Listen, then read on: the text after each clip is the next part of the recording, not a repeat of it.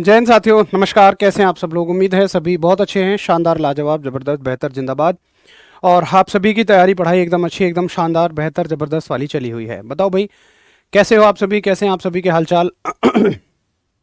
और कैसी चल रही है आप सभी की AWO और TPO की बेहतर वाली तैयारी? तो बहुत सारे साथी आप सभी में से ऐसे हैं जिनको बाकी विषयों में तो एक बहुत बेहतर आत्मविश्वास है, अच्छा कॉन्फिडेंस है।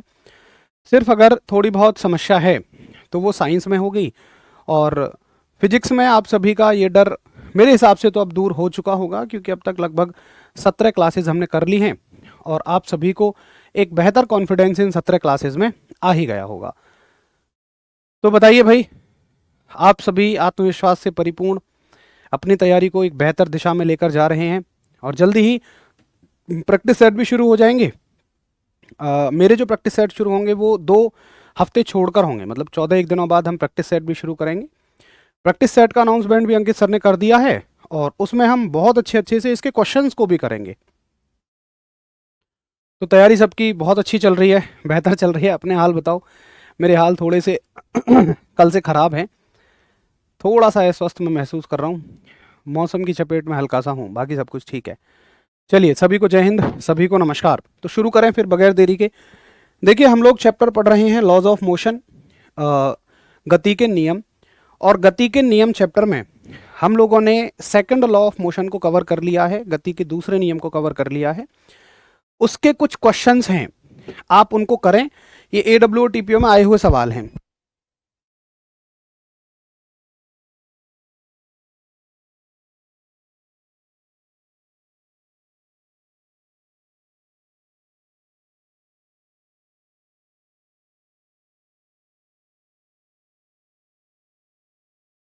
चलिए, तो इस क्वेश्चन का सही उत्तर बताइए। हेड कांस्टेबल AWO TPO 27 अक्टूबर 2022 शिफ्ट 1 का आया हुआ सवाल है। बताइए। देखो, सवाल कहता है कि गति के दूसरे नियम में F बराबर ma में F का क्या अर्थ है। अब देखिए, ऑप्शंस की खूबसूरती देखिए।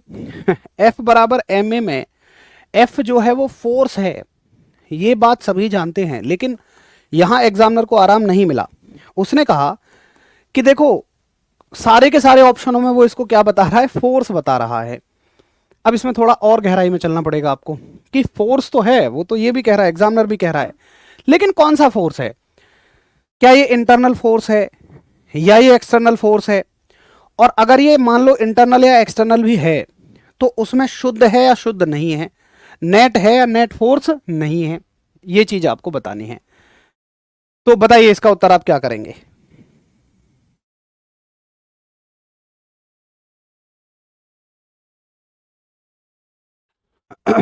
बताइए जल्दी से, क्या उत्तर करेंगे आप इसका? थोड़ा सा ध्यान से करना है ना, जल्दबाजी में कोई भी साथी उत्तर नहीं करेंगे।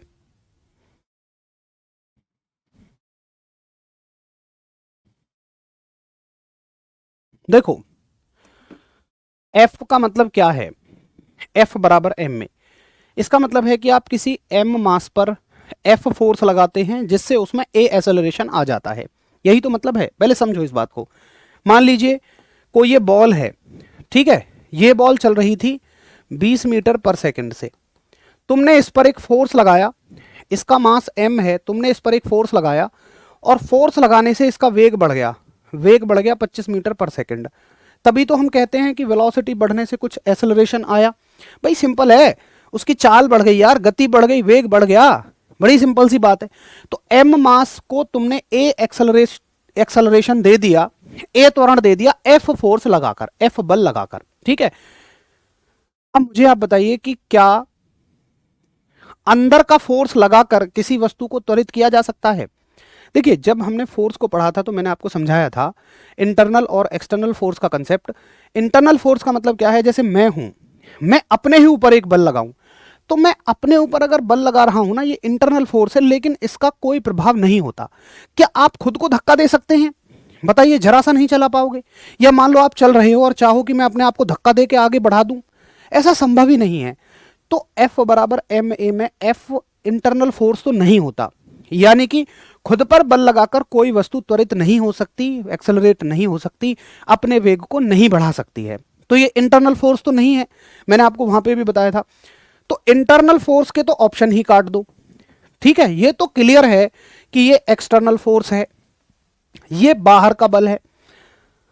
अब सवाल उठता है कि ये शुद्ध है या सिंपल है। तो देखिए, जब भी हम ये कह रहे होते हैं कि कोई फोर्स एक्सेलरेशन ला रहा है, तो वो नेट फोर्स की हम बात करते हैं, हम कुल बल की बात कर रहे होते हैं। मैं एक फोर्स को लेकर बात ही नहीं कर सकता। क्यों नहीं कर सकता? देखिए, ऐसा जरूरी नहीं है कि फोर्स लगने से वस्तु की गति बढ़े, ऐसा जरूरी नहीं है। क्यों जरूरी नहीं है? सुनो, ये एक बॉल है, अगर तुम ये कह रहे हो कि यार भैया केवल फोर्स लगने से गति बढ़ सकती है, तो मान लो एक व्यक्ति ने इस पर इधर की दिशा में फोर्स लगाया, दूसरे ने इधर से लगा दिया। ये आदमी 20 न्यूटन से इधर धक्का दे रहा है, ये 20 न्यूटन से इधर धक्का दे दे, तो जरा बताइए कि क्या कोई एक्सेलरेशन आएगा? नहीं आएगा। क्यों नहीं आएगा? क्योंकि यहां पर फोर्स तो है 20 न्यूटन। भाई अगर आप मुझसे पूछो कि चलो ईस्ट डायरेक्शन में कितना फोर्स है, 20, वेस्ट डायरेक्शन में कितना फोर्स है, 20, लेकिन मुझे ईस्ट वेस्ट से मतलब नहीं है, मुझे तो नेट फोर्स से मतलब है। तो अगर आप यहां एफ नेट निकालोगे, कुल निकालोगे, तो कुल का मतलब शुद्ध, जिसको यहां पर ये शुद्ध कह रहा है, हम इसको कुल भी कहते हैं। तो कुल फोर्स आएगा भाई 20 इधर, मान लो प्लस में ले लिया, अगर इधर को प्लस ले रहे हो तो इधर को माइनस लेना पड़ेगा, तो नेट फोर्स यहां 0 आ गया। और मैं कह दूंगा कि भैया चूंकि इस पर नेट फोर्स 0 है, इसलिए कोई एक्सेलरेशन नहीं आ रहा है, कोई त्वरण इसमें नहीं आएगा। मेरी बात सही है? तो जब भी हम इस बारे में बात करते हैं तो हम नेट के बारे में बात करते हैं, कुल के बारे में बात करते हैं, ठीक है। तो पहली चीज ये एक्सटर्नल फोर्स है, और एक्सटर्नल में भी ये नेट एक्सटर्नल फोर्स है, ठीक है। तो राइट आंसर ऑप्शन 3। अब देखो, आप कहोगे यार भैया अगर ऐसे ही सवाल अधिकतम आ गए तो हम तो इन्हें नहीं कर पाएंगे। ये बात भी सही है। अगर आप केवल थ्योरी पढ़ें, और आप में से बहुत सारे लोगों ने जिन्होंने इस सवाल को पहली बार देखा होगा, मेरी थ्योरी पढ़कर भी आप इसका उत्तर नहीं कर पाए होंगे, ये बिल्कुल क्लियर है, आप गलत कर रहे होंगे। तो फिर ऐसे सवालों को करने लायक हम कहाँ बनेंगे? ऐसे सवालों को करने लायक हम प्रैक्टिस में बनेंगे। याद रखना, कल के सारे सवाल आपने कर दिए, मैं मतलब बताता हूँ ना, पेपर में 30% सिलेबस हमारा प्रैक्टिस सेट की मदद से कवर होगा, ठीक है। तो आप निश्चिंत रहिए, अगर ऐसे थोड़े बहुत घुमाकर बनने वाले सवालों को आप नहीं कर पाते हैं, तो आप प्रैक्टिस में इन सारे सवालों को सीख रहे होंगे, घबराने की कोई बात ही नहीं है, ठीक है जी। चलो अगले सवाल का उत्तर करिए, कोशिश करिए, हो जाता है तो ठीक है, नहीं तो प्रैक्टिस में सब कवर हो जाएगा।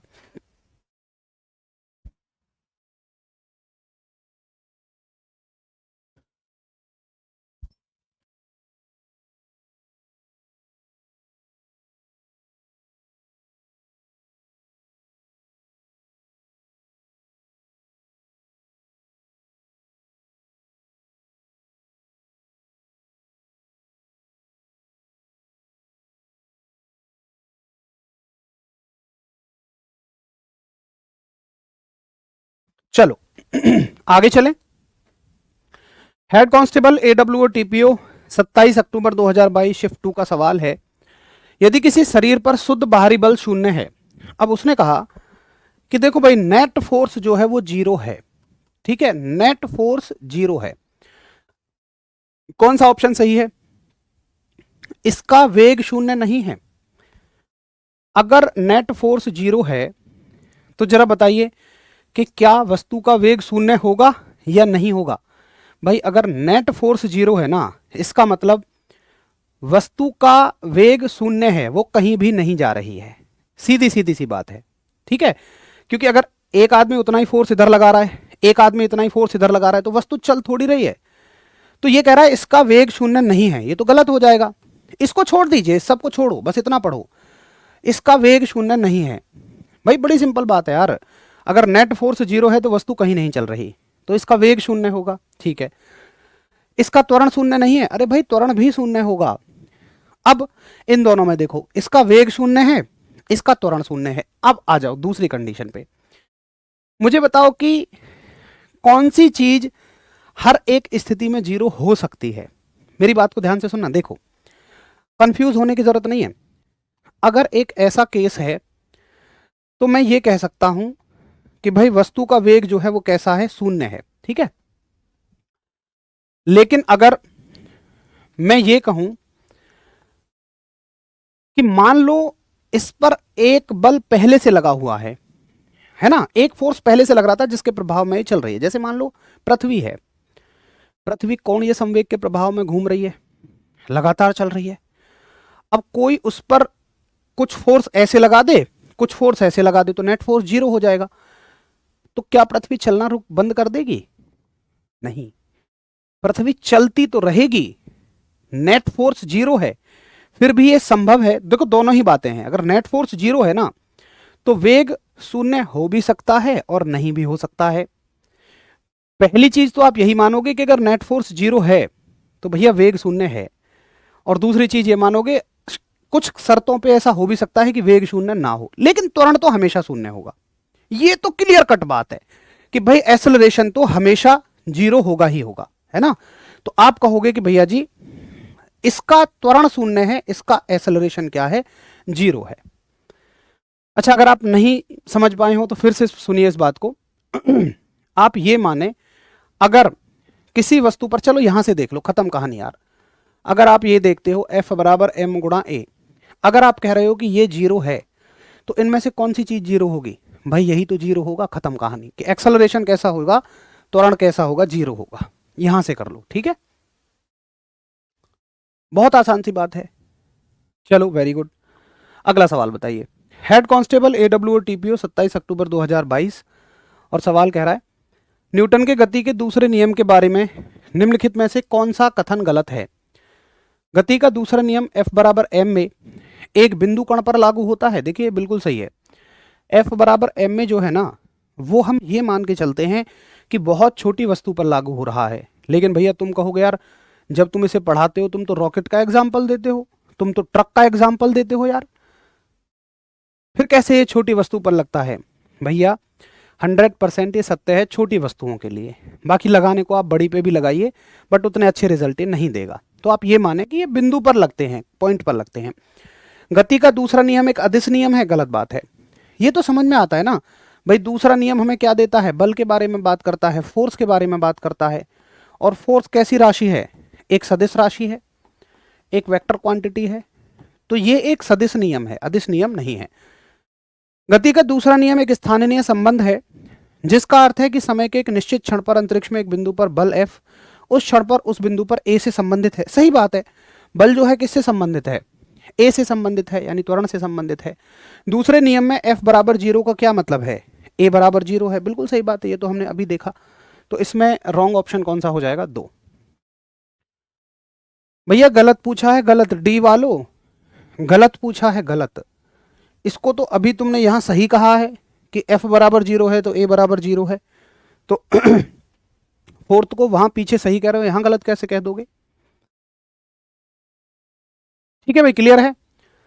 देखो यार प्लीज रिक्वेस्ट है, ये बिल्कुल बेकार के सवाल मत पूछो कि सर, अब भोमा भाई आप इसी बात के लिए बार बार कमेंट कर रहे हो कि सर कितने स्टूडेंट लाइव हैं।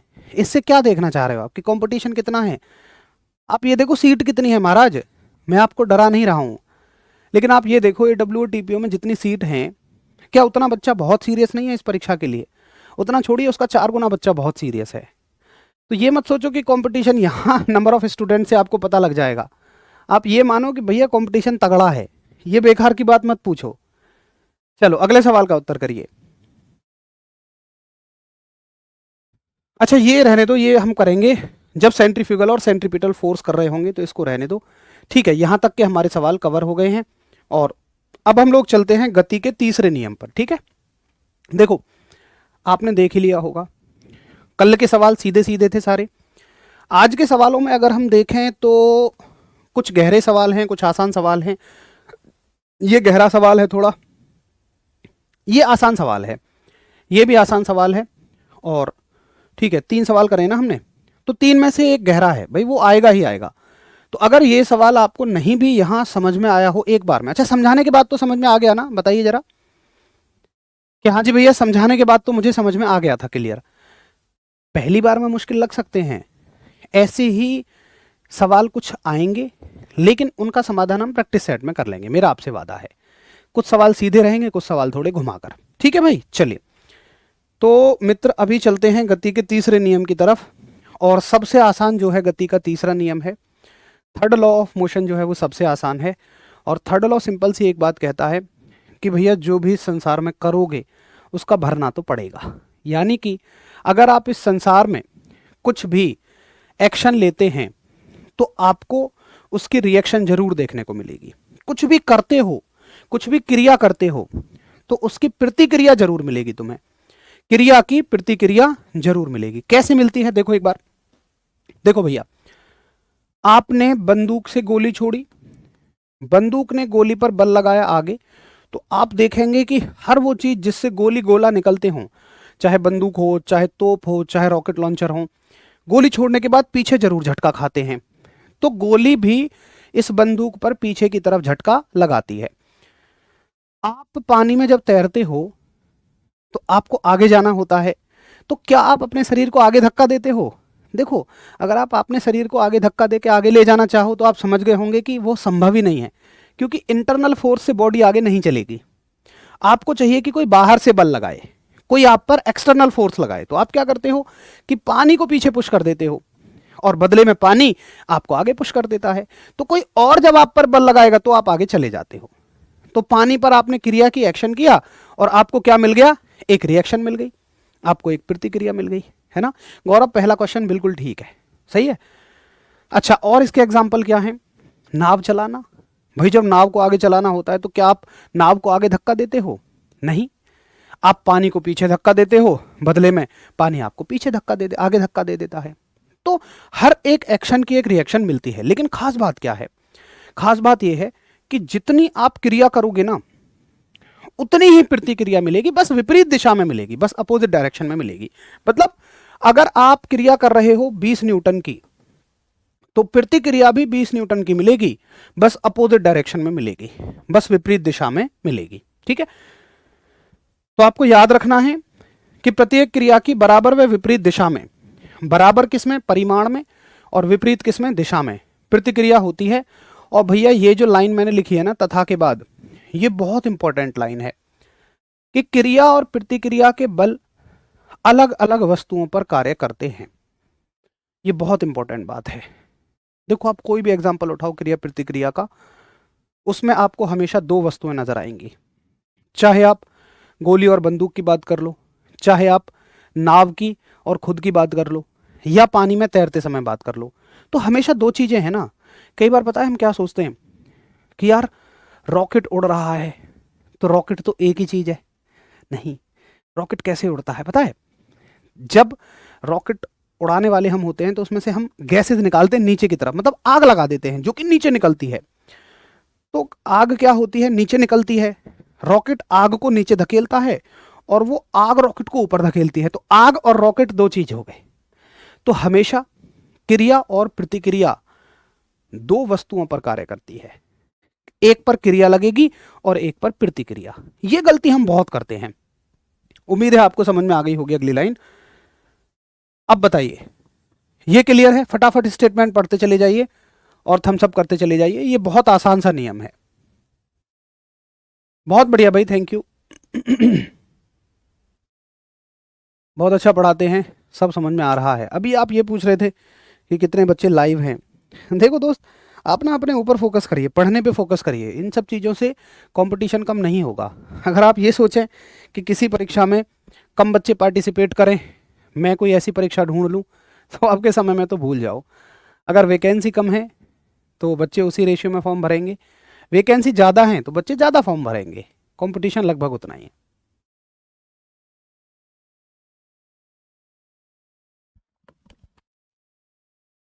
कोर्स कंप्लीट नहीं हुआ तो क्या प्रैक्टिस सेट लें? अच्छा, पहले अगली लाइन दिखा देता हूं मैं, इसको पढ़िए जरा और बताइए समझ में आई? देखो शुभम भाई, मेरे केस में तो ऐसा रहेगा कि जितना हमने पढ़ लिया होगा तब तक,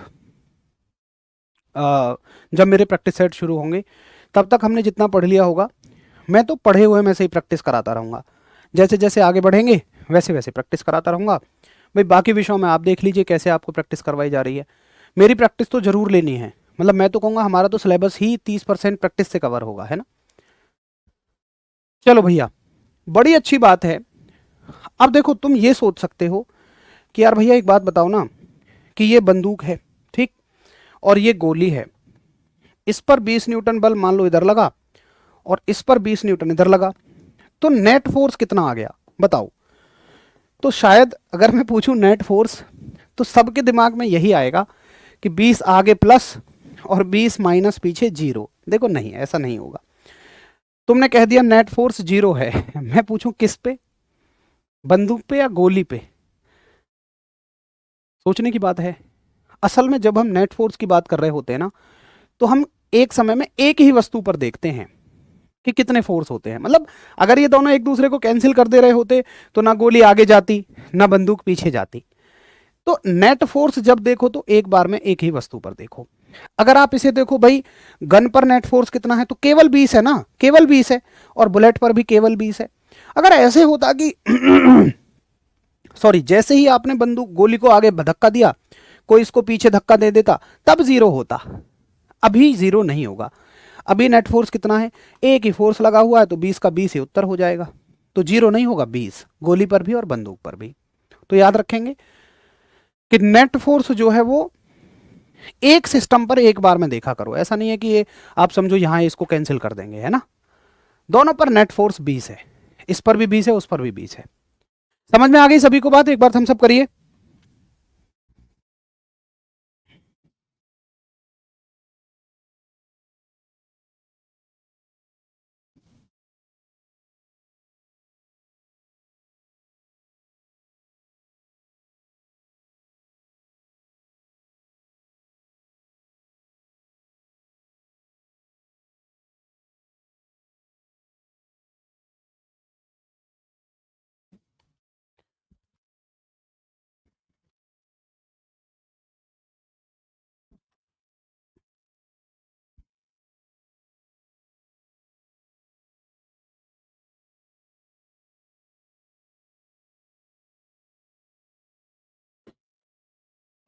ये लो, ये एक फोटो लगा दो।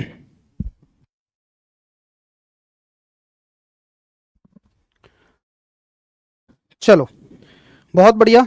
तो ये तीनों गति के नियम उम्मीद है सबको समझ में आ गए होंगे। फर्स्ट लॉ भी समझ में आ गया, सेकंड लॉ भी समझ में आ गया, और थर्ड लॉ भी अच्छे से आपको समझ में आ गया। अब चलते हैं हम एक अगले कंसेप्ट पर। इस चैप्टर का अगला कंसेप्ट है, अच्छा पहले इसके उत्तर कर दो, इससे आए हुए सवालों के उत्तर करो कि न्यूटन की गति के तीसरे नियम के अनुसार दो पिंडों पर कार्य करने वाला बल।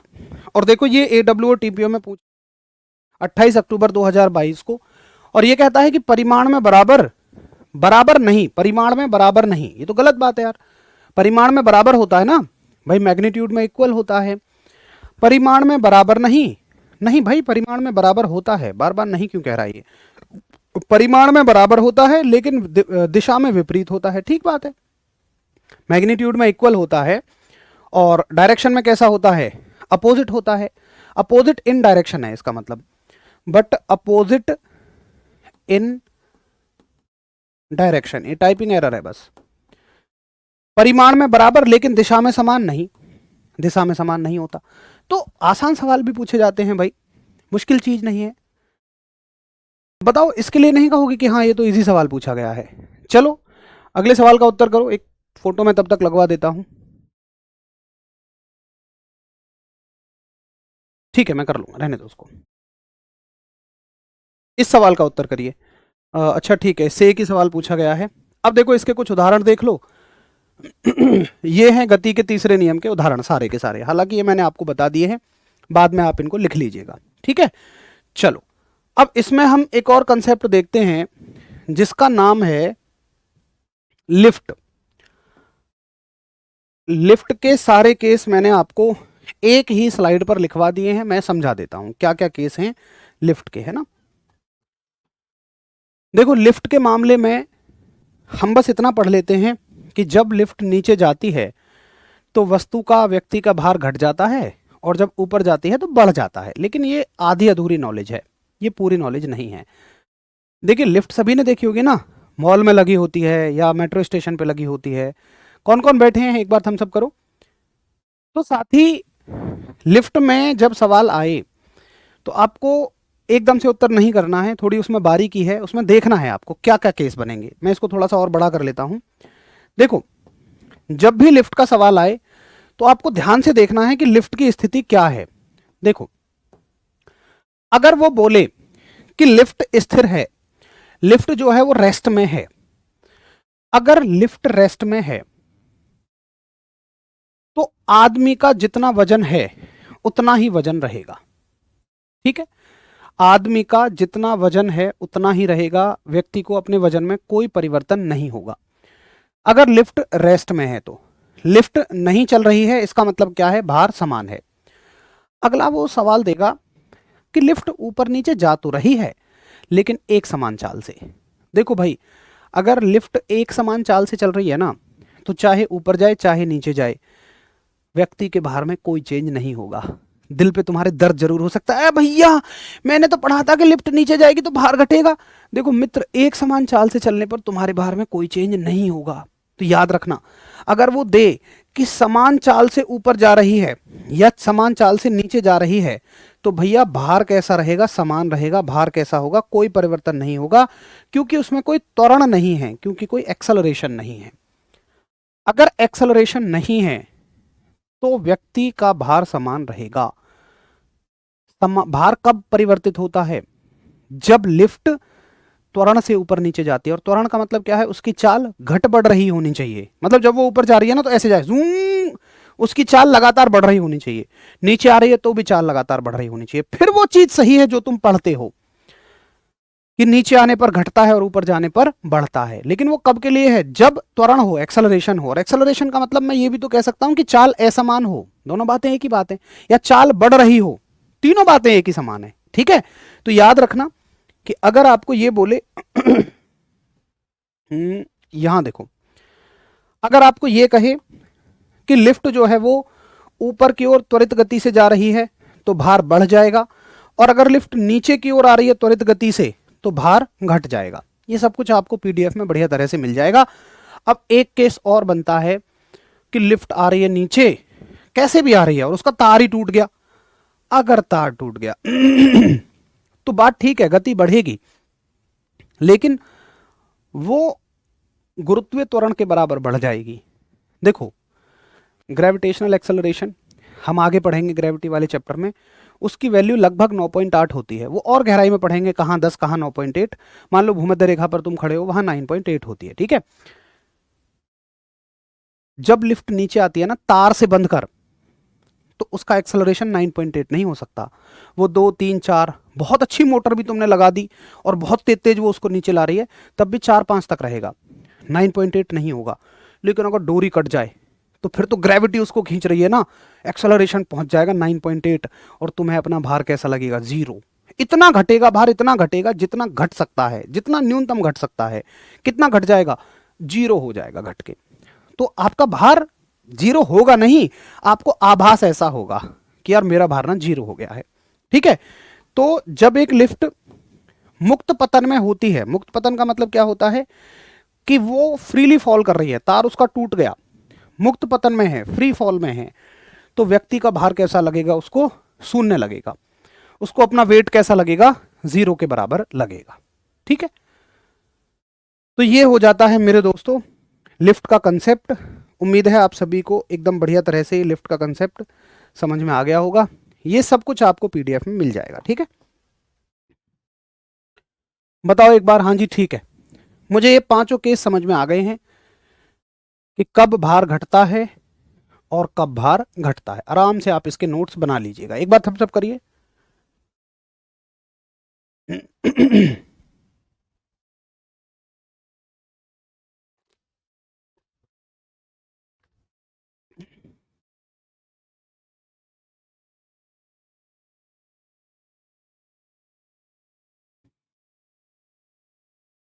बहुत बढ़िया। हाँ, तार टूट जाएगा तो भारहीनता महसूस होगी, वेटलेसनेस आपको फील होगा, एकदम सही बात है। चलो, ये बात भी हमें क्लियर है। अगर आप कहते हैं इतना मुझे समझ में आ गया, तो चौथा चैप्टर जिसका नाम था लॉज ऑफ मोशन हमने बहुत अच्छे से कवर कर लिया है, और अब हम अपने अगले चैप्टर पर चलेंगे। लेकिन अगले चैप्टर पर चलने से पहले मैं आपको थोड़ा सा सिलेबस के बारे में अगर जानकारी दूं। देखिए साथी, सिलेबस हमारा कुछ ऐसे है कि जो सीक्वेंस हमारा 11th क्लास की एनसीईआरटी का है, उसमें यूनिट्स एंड मेजरमेंट, ये चैप्टर है और ये हमारे सिलेबस में भी है। ठीक है, मैं 11th क्लास का सिलेबस लिख रहा हूँ। दूसरा चैप्टर हमारा मोशन होता है, यानी कि गति होता है, जो कि हमारे सिलेबस में लिख दिया है उन्होंने काइनामेटिक्स, है ना। और काइनामेटिक्स का मतलब मोशन वाला चैप्टर था। अगला चैप्टर लॉज ऑफ मोशन था, ये एनसीईआरटी में भी है और सिलेबस में भी है, यानी कि गति के नियम। ठीक है, उसके बाद देखिए 11th के सिलेबस में अगले चैप्टर क्या आते हैं, वो आते हैं वर्क, एनर्जी एंड पावर। और इसके बाद अगला चैप्टर आता है आपका ग्रेविटेशन। एक सेकंड, इसके बाद अगला चैप्टर आता है रोटेशनल मोशन। रोटेशनल मोशन यानी कि घूर्णन गति। और अगला आता है वर्क, एनर्जी एंड पावर, कार्य, ऊर्जा एवं शक्ति। ठीक है, वर्क, एनर्जी एंड पावर। और फिर आता है ग्रेविटेशन यानी कि गुरुत्वाकर्षण। ये 11th क्लास का फर्स्ट वॉल्यूम है। अब देखिए हमारे सिलेबस में ये चैप्टर नहीं दिए हुए हैं, सीधा सीधा वो यहां के बाद यहां जंप कर गया है। ठीक है, लेकिन हम पढ़ेंगे जरूर इनको भी, क्योंकि कोई पता नहीं है सवाल कहां से दे दे। तो पढ़ेंगे तो हम सभी, लेकिन जो हमारे सिलेबस का हिस्सा नहीं है उसको थोड़ा सा कम ध्यान देते हुए पढ़ेंगे। मेरा वादा है, आप ये बिल्कुल परेशान मत होना कि यार भैया कहीं उससे सवाल ज़्यादा बड़ा आ गया, कुछ बड़ा आ गया। देखो जो चीज़ जितनी गहराई में पढ़ने की है, मैं आपको पढ़ाता हुआ चल रहा हूँ, आपने देख लिया होगा। जो चीज़ कम गहराई की है उसको कम गहराई में पढ़ेंगे। अच्छा, आपको याद है कि रोटेशनल मोशन को हमने कहाँ शुरू किया था? तो आप अपने कॉपी के पन्ने पलटो और 2D मोशन, वो तो बाकी की बात है, वो तो आगे है। मैं तो अभी 11th क्लास का फर्स्ट वॉल्यूम बता रहा हूँ। प्रेशर तो सेकंड वॉल्यूम में है। सेकंड वॉल्यूम से प्रेशर भी लिया है, थर्मोडायनेमिक्स भी लिया है, साउंड भी लिया है, हीट एंड टेम्परेचर भी लिया है ना। वो तो बाद की बात है, मैं बस फर्स्ट वॉल्यूम की बता रहा हूँ। तो अभी हम शुरू करेंगे रोटेशनल मोशन यानी कि घूर्णन गति। और आपको याद हो तो घूर्णन गति मैंने कहा था जब हम पढ़ रहे थे 2D मोशन, और 2D मोशन के अंदर एंगुलर मोशन था, कोणीय गति। और उसके मैंने कहा था दो पार्ट पढ़ने हैं, एक समान वृत्तीय गति और घूर्णन गति, यूनिफॉर्म सर्कुलर मोशन और रोटेशनल मोशन।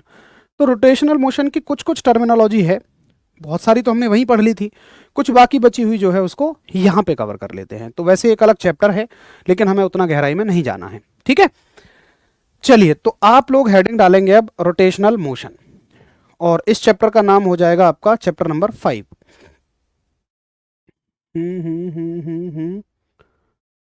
अच्छा, लगाया नहीं है वो, कोई बात नहीं, मैं PDF लगवा देता हूं। रोटेशनल मोशन,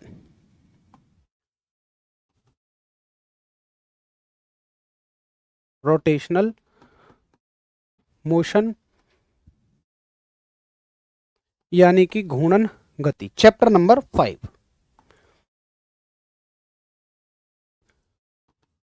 देखिए हमें इस चैप्टर में क्या क्या पढ़ना है, आओ एक बार उन सारी चीजों को कवर करते हैं।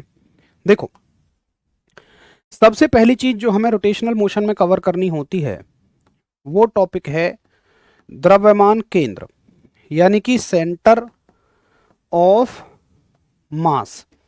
इसको इंग्लिश में हम COM बोलते हैं, सेंटर ऑफ मास को। देखो सेंटर ऑफ मास क्या होता है, द्रव्यमान केंद्र क्या होता है। केमिस्ट्री का टाइम कहाँ हो गया, अभी तो हमारे पास है यार 12 मिनट। आज क्लास लेट शुरू हुई है, अपना जो 45 मिनट की ड्यूरेशन है उसको तो कंप्लीट करेंगे ही। देखिए सेंटर ऑफ मास क्या होता है, साथ ही द्रव्यमान केंद्र क्या होता है। देखो जैसे मान लीजिए ये एक पेन है, ठीक है। अब इसका द्रव्यमान कहाँ है भाई, द्रव्यमान तो हर जगह है, यहाँ भी इसमें मास है, यहाँ भी मास है, यहाँ भी मास है, यहाँ भी मास है, यहाँ भी है, टिप पर भी मास है, हर जगह मास इसमें बटा हुआ है। लेकिन अगर मैं आपसे पूछूं कि ये संतुलित कहाँ से होगा, तो क्या ऐसा है कि आप इसको कहीं से भी पकड़ें और ये संतुलित हो जाए?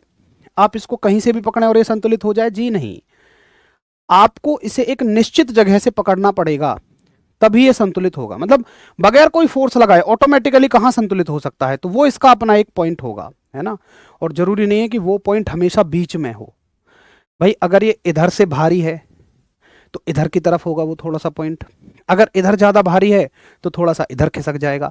अगर ये पूरा एक समान है तो वो पॉइंट बीच में होगा। तो वो पॉइंट कहीं भी हो सकता है, depending upon the shape of the body, कि वस्तु के आकार पर निर्भर करेगा।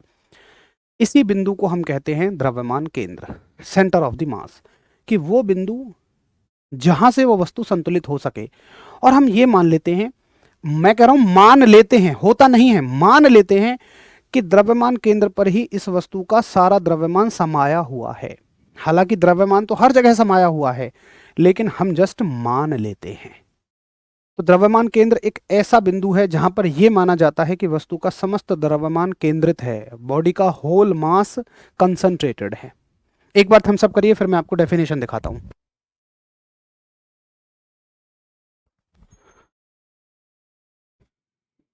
फटाफट एक बार थम्स अप करिए जल्दी।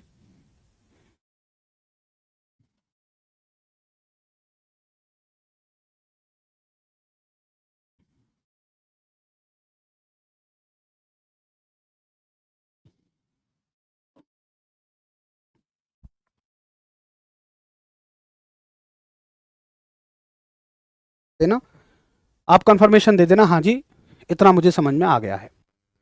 बाबू लगाओ फटाफट पीडीएफ।